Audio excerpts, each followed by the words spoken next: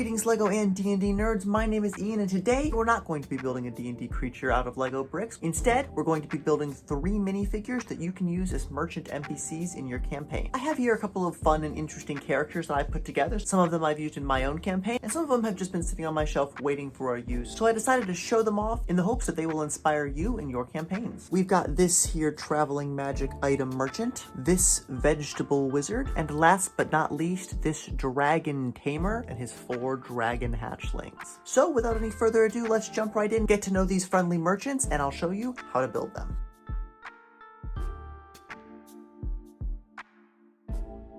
The Wizard Tuzak is a con man magic item merchant.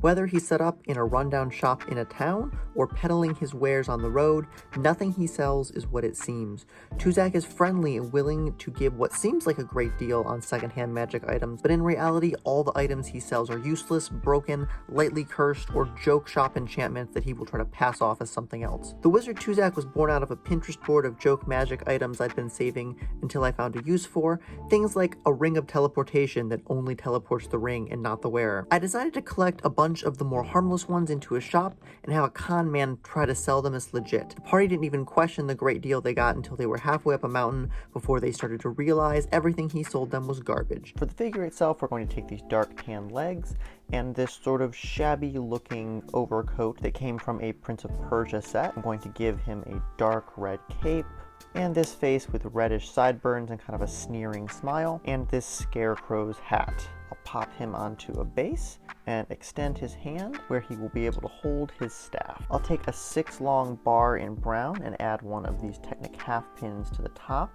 and then I'll take this minifig sack backpack and slip it over the pin before I attach this winch crank piece onto the top. And to top it off, I'll take one of these studs with a bar and just place it upside down in the opening. Now I'm going to start attaching things to each of these pegs and fill up our sack with goodies. To start with, let's take a pirate parrot and one of these robot claws in red.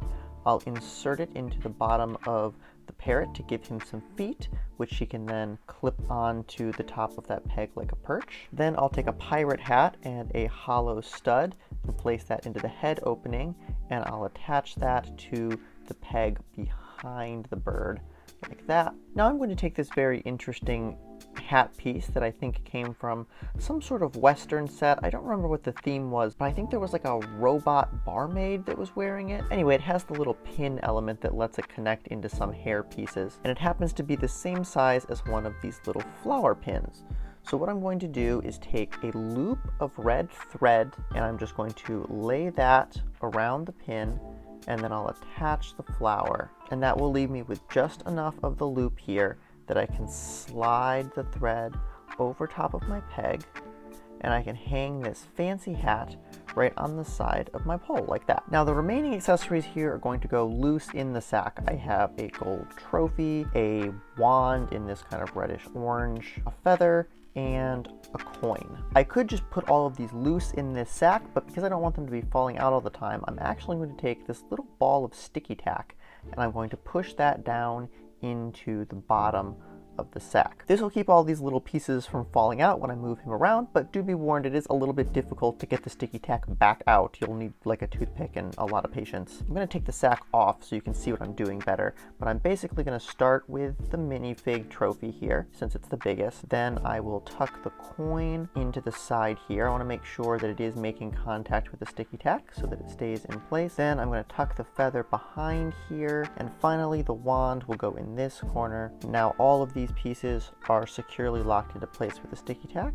I can reattach the top of the stick and pop his little traveling staff into his hand like that. So now he can walk around and hawk wares off of his stick. Vegemancer the Vegemancer is a wizard who specializes in magically enhanced plants.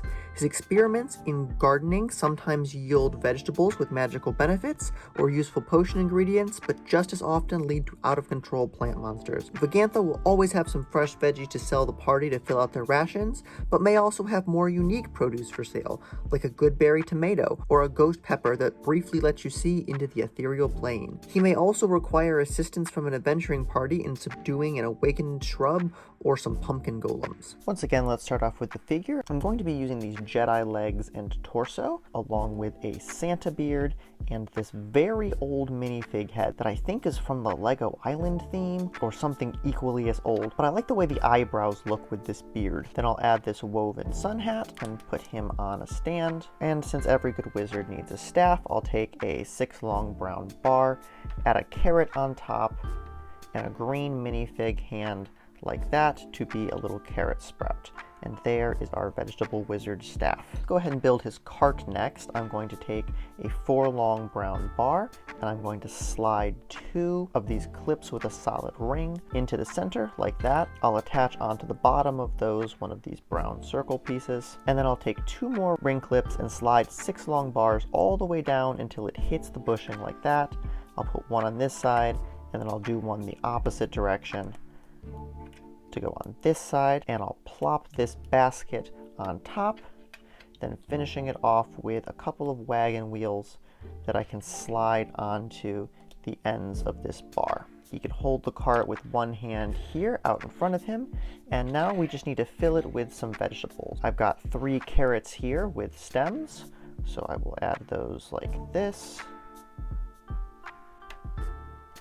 And then I've got 3 of these little tiny figure bodies that are used for the Myconids in the D&D set, and some little goblin guys in Dreams series. These ones are in a bright green, and I'm just going to flip them over and take one of these cone pieces in yellow and insert it into the end to make little stalks of corn. So I'll make 3 of those, and I'll just lay them in here opposite the carrots like that. Then I'll take 3 of these little Technic ball joint pieces that have an axle opening and use those to make some tomatoes. I can use carrot tops to add sprouts here, or I can use one of these little 3-pronged branch elements, which in my opinion makes an even better sprout, but I only have one of them in green, so the carrot tops will have to be sufficient to supplement my tomatoes.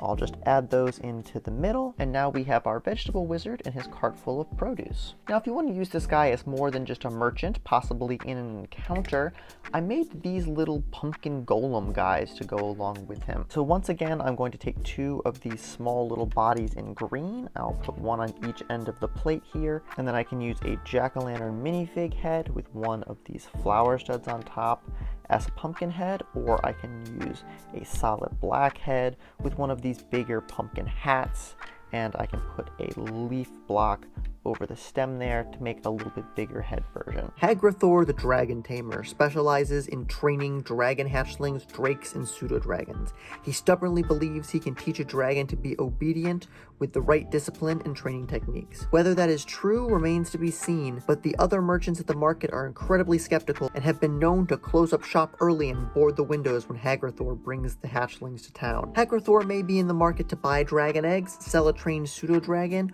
or may need help wrangling in some dragons that have slipped their leads and are setting fire to a town market. And now finally, our dragon tamer figure is going to require the most possible pieces because he's got a bunch of dragons with him. For the minifig himself, I'm going to take these dark brown legs and this dark red torso that I believe is from one of the hobbits. I'll give him a simple black cape, and then I'll take one of these back stud elements and place it over the cape, which will crush the point there a little bit, but I'm not too worried about that. I'm going to give him Brickbeard's head and a black hood, and I'll place him on a minifig stand with a 4 long bar in his hand as a walking stick. Then for the first of his 3 dragons, let's start off with one of these robot claw pieces in light gray. I'm going to take a hollow stud and slide it all the way up. Then I'm going to take these minifig gargoyle dragon wings in light gray and another hollow stud, which I will place below the wings and sandwich them into place like that. I'll take this stud with a handle on the bottom and place it on the back, vertical like this, so that I can attach this droid arm to be the tail. Then I'll take a gray minifig hand and interlock the clips together to make the tip of the tail, and I'll take this light gray 1x1 clip and place it here on the bottom to form some legs. Then for the head, I'm going to take another one of these robot claw pieces and attach it into this one with another light gray hand attached to the side, angled backwards to form a horn. Now I'm going to connect this dragon by its feet onto the stud on the dragon tamer's back, so it can ride on his shoulder, peeking around his head like that. In preparation to add the other dragons here, I'm going to move him over one stud on his own base plate, and then I'm going to grab this translucent bar element with these Technic attachment points. I'm going to put the large pin attachment point down on the stud, and I'm going to leave this small one pointed up here so I can connect the other dragons to there. Let's start with this little dark red dragon. I'm going to take this arm piece with a bar socket on the end and a 1x1 clip, and I'm going to attach the clip to the forearm area here. It'll clip around and hold that pretty solidly. Then I'm going to take these wedge mud flap pieces in dark red, and I'm going to attach the clips onto the side of the 1x1 in the corners like this, here and here. Then I'll take two dark red minifig hands and I'm going to clip them onto the clips on the end of these wings to form two little legs pointed down here. I'll take this vine piece to form our dragon's tail, and for his head I'm going to be using this minifig crab claw piece. Got a bar here for the handle to hold on to, and it's sort of a crab claw, I think from one of the old Atlantis sets. I'm just going to attach the bar perpendicular into the clip here, but it will hold it solidly enough. Then I'm going to take this translucent antenna piece and I'm going to place it through this open hole in the side of the arm here, just like that. I'll push it further through than it needs to go because I'm going to take one of these chain elements and attach it right onto the end. I'll bend the wing back a little bit out of the way so that I can slide that chain link right up next to the body, and then I'll attach the stud on the bottom of the antenna to this stud on top of the translucent piece here so that the dragon is flying overhead, and I will place this chain link down onto the top of his walking stick like that so he can lead the dragon. Next up, we're going to build the white dragon. I'm going to start with one of these old security camera pieces that has snot studs on all the sides and this kind of extended socket piece here. I'm going to place two cheese slopes on the back to form some spines here, and a gray robot claw into this socket where the neck will connect. Then two more claws into the sides here will be where our wings attach, and I'm going to take two of these 1x1 clips with a full closed O-ring and attach them at an angle like this to form the legs, which I will finish off with these skeleton legs pointed this way like that, so the clips become his feet. I'll use this tail piece to be his tail, and then to make his wings I'm going to take these skeleton arms with perpendicular hands, and I'm going to take a small horn piece which I will place in the end of the clip like this, and another one of these wedge wing pieces. I'll connect this bottom clip to this part of the arm here, and then the horn will just kind of rest in the top clip like that, and then I will take the bottom clip of the skeleton arm and link it clip to clip with this robot claw to attach the wing. Same thing on the other side. I will just make an identical wing and clip it on like that. For his head, I will take another one of these chunky arms with the socket and attach it clip to clip onto this gray robot claw for the neck. Then I'll take a white minifig hand and I will attach it onto the neck behind the head to form a horn, and I'll go ahead and give him this blue icy blast as a breath weapon. If I pop one of these legs off here, it'll make it a little easier to connect a chain link to the underbelly right there. Then I can replace the leg and take one of these long translucent bar pieces with a 2x2 at the end and a hollow stud at this end. I'm going to clip onto his legs right here and turn these studs pointing down so that I can connect the stud onto this top stud here. Then I'll take this chain link and stack it on top of the other one, adding one more dragon onto his lead, and that brings us to the black dragon. Once again, I'm going to start the body with this same security camera piece in black. I'll connect this 1x1 clip onto the end for the neck attachment, and then two more cheese slopes down his back. Just like on the last dragon, I'm going to insert two robot claws into the side sockets for wing attachment points, and then two of these 1x1 clips with the closed O-ring as the leg attachment points. For the bottom of the leg this time, I'm going to take two more of the robot claws and just insert them, not all the way into the ring clips, enough to hold, but so there's still enough sticking out to form the lower leg. Then I'll take another claw and place it in this end socket where the tail will attach. I'm going to make his tail by interlocking two droid arms together clip to clip. Then I will put one end into that robot claw in his back, and on the other end I will attach a small horn piece to form the tip of the tail. For the wings, I'm again using the wedge mud flaps, but this time I'm going to take another robot claw. I'm going to clip this bottom clip of the wedge onto the side of the claw, and then I'm going to rotate it up until the very tip of the bar piece attaches to this clip at a slight angle. I'll do the same thing for the other wing, and then I need to rotate these clips to be vertical. Then I will attach the wing by sliding the side of this claw into the clip of this one, and the same over here. Yet another robot claw will form our neck. I'm going to slide this one into the chain element, and then I'll take 3 more clips and I'm going to attach them like this onto the sides of another one, kind of at the back and angled like that. It'll make this sort of triangular shape, and then I'll take 2 dark gray minifig hands and connect them onto the sides like this to form the downward pointing black dragon horns. I'll then attach the neck clip to the center bar at the back, and I can angle it downward slightly, and the end of this bar can go into this clip like that.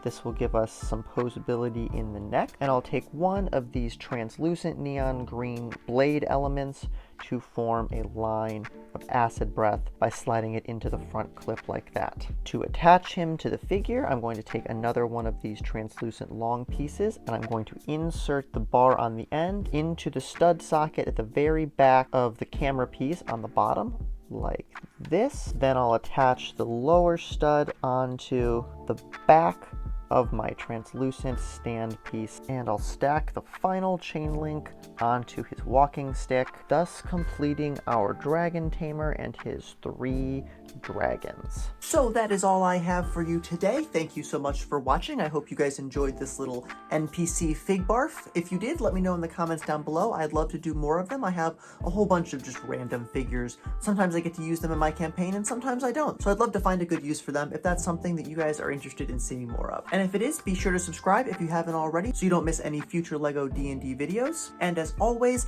let me know in the comments down below what creatures you would like to see me build next.